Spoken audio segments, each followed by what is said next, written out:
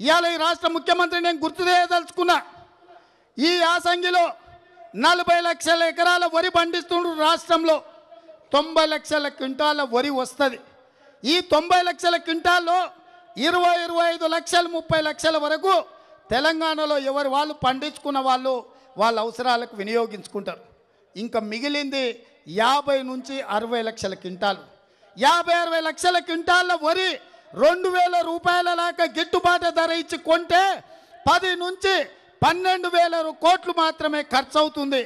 2,50,000 కోట్ల రూపాయల బడ్జెట్ ఉన్న తెలంగాణ రాష్ట్రం, ధనిక రాష్ట్రం, బంగారు తెలంగాణలో పేద రైతులు పండించిన వరి కొనడానికి ఈ రాష్ట్ర ముఖ్యమంత్రి దగ్గర 10 నుంచి 12,000 కోట్ల రూపాయలు లేవా అని నేను అడుగుతున్నా. ఇది నీ జాగిరో, నీ అయ్య జాగిరో, గజ్వెల్ల గుంట భూమి అమ్మనో, లేకపోతే నీ టీవీని తాకట్టు పెట్టమనో, నీ కొడుకు ఆంధ్ర వాళ్ళ దగ్గర దాచుకున్న సొమ్ములు ఇయ్యమనో ఈ రైతాంగం అడుగుతలేరు.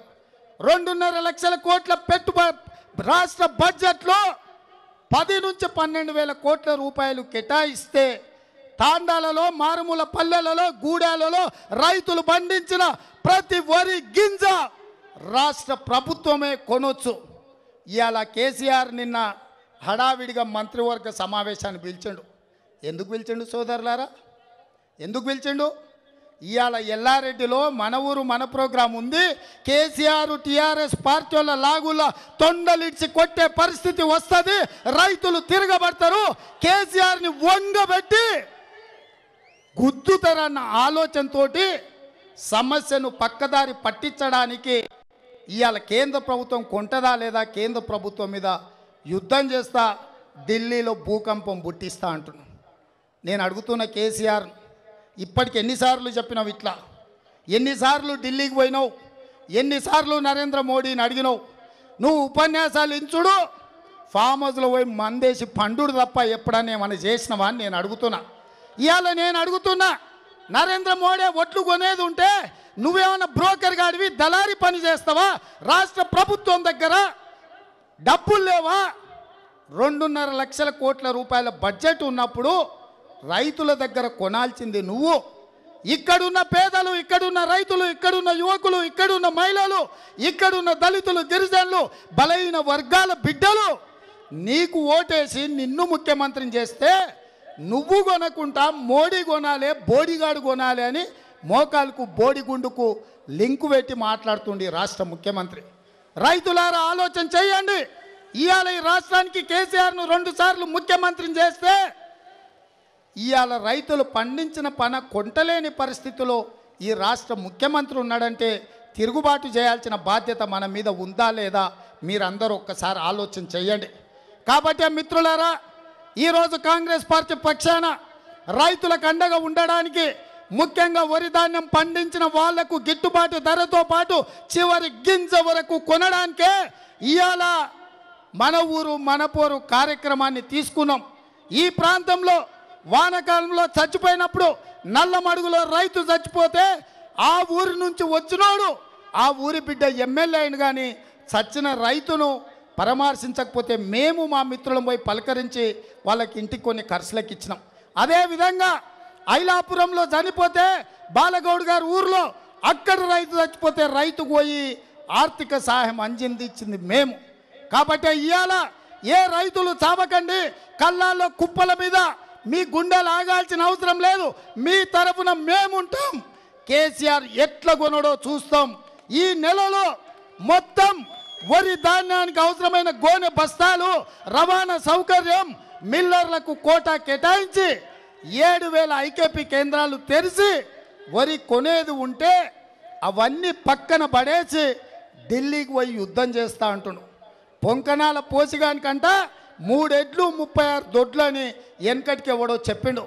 నేను అడుగుతున్నా, నువ్వు ఐకేపీ కేంద్రాలు తెరువు, నువ్వు గోనె బస్తాలు కొను, నువ్వు రవాణా కోసం లారీలను మాట్లాడు, నువ్వు మిల్లర్లకు కోటా కేటాయించు.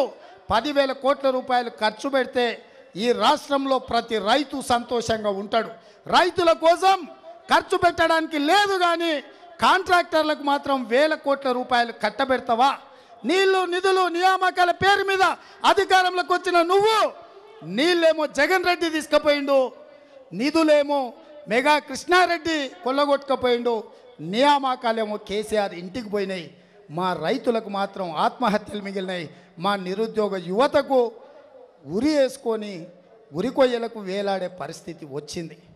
ఇవాళ ఇట్లాంటి తెలంగాణలో ప్రజలకు అండగా నిలబడి తెలంగాణ ఇచ్చిన పార్టీగా, తెలంగాణ ప్రజల కష్టాలు తెలిసిన పార్టీగా తెలంగాణ నాయకత్వం, సోనియా గాంధీ గారి నాయకత్వంలో ఈ రైతుల పక్షాన నిలబడి ఉద్యమాన్ని నిర్మించి కేసీఆర్ ఒకవేళ ఈ నెలాఖరు నుంచి ఏప్రిల్ మాసంలో వరి కొనకపోతే వేలాది మంది రైతులను జమేస్తా, సునామీ సృష్టిస్తా, ఉప్పెనల కేసీఆర్ ఫామ్ హౌస్ ను కమ్మేస్తా.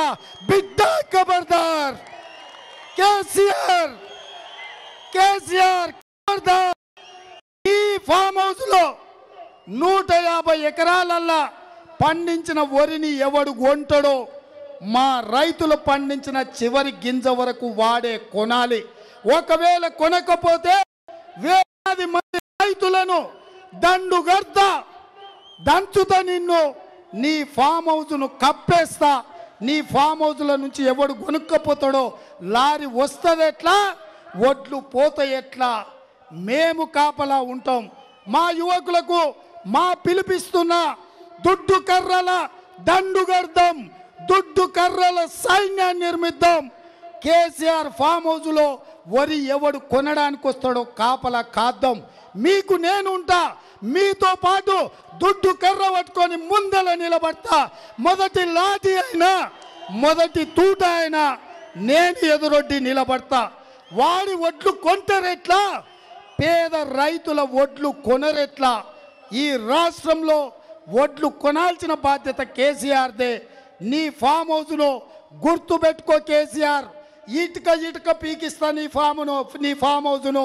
వేలాది మంది రైతులతో వస్తా, కాసుకో, ఉండు బిడ్డ ఫామ్ హౌస్లా. ఉప్పెనలాకొస్తా, సునామీ సృష్టిస్తా. నిన్ను కప్పేయకపోతే కాంగ్రెస్ పార్టీ కార్యకర్తల పౌరుషమేందో నీ ఫామ్ హౌస్ దగ్గర చూపిస్తా. మీరందరు సిద్ధమా?